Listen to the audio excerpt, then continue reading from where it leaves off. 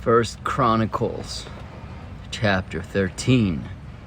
And David consulted with the captains of thousands and hundreds and with every leader. And David said unto all the congregation of Israel, If it seem good unto you that it be of the Lord our God, let us send abroad unto our brethren everywhere that are left in all the land of Israel, and with them also to the priests and the Levites, which are in their cities and suburbs, that they may gather themselves unto us.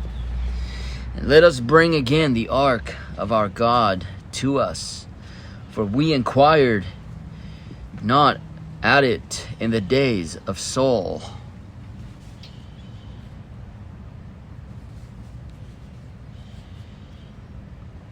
And all the congregation said that they would do so, for the thing was right in the eyes of all the people. So David gathered all Israel together from Shiloh of Verse 5. So David gathered all Israel together from Shihor of Egypt, even unto the entering of Hamath, to bring the ark of God from Kirjath Jearim.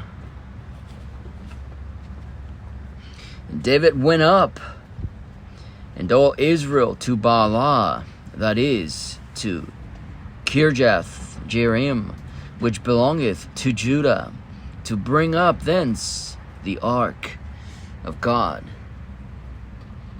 the Lord, that dwelleth between the cherubims, whose name is called on it.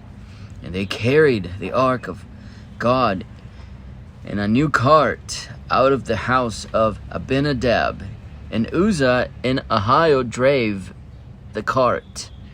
And David and all Israel played before God with all their might, and with singing, and with harps, and with psalteries, and with timbrels, and with cymbals, and with trumpets. And when they came unto the threshing floor of Shidon, Uzzah put forth his hand to hold the ark, for the oxen stumbled.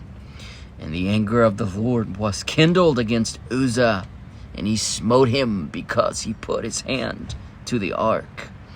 And there he died before God.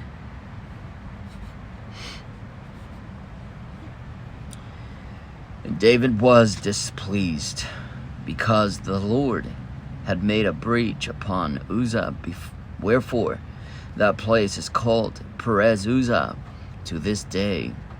And David was afraid of God that day, saying,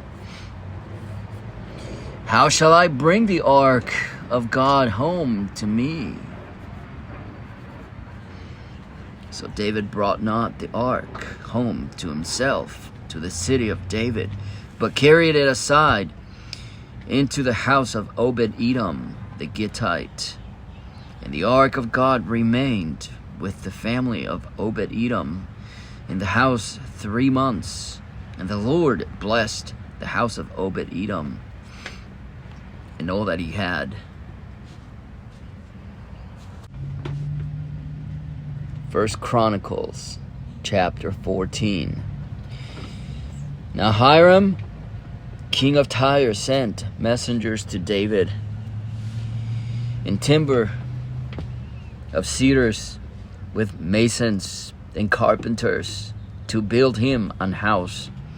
And David perceived that the Lord had confirmed him king over Israel, for his kingdom was lifted up on high because of his people Israel. And David took more wives at Jerusalem, and David begat more sons and daughters.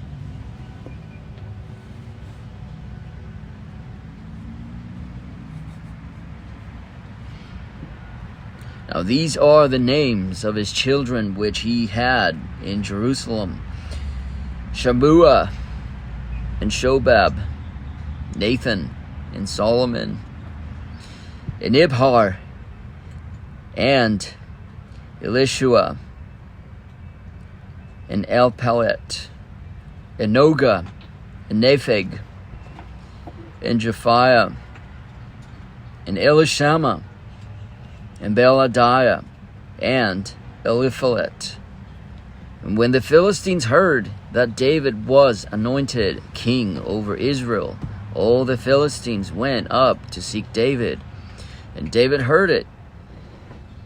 And David heard of it, and went out against them. And the Philistines came and spread themselves in the valley of Rephaim. And David inquired of God, saying, Shall I go up against the Philistines? And wilt thou deliver them into mine hand? And the Lord said unto him, Go up, for I will deliver them into thine hand. So they came up to Baal Perazim, and David smote them there. Then David said, God hath broken in upon mine enemies, and mine enemies by mine hand, like the breaking forth of waters. Therefore they called the name of that place Baal Perazim. And when they had left their gods there, David gave a commandment, and they were burned with fire.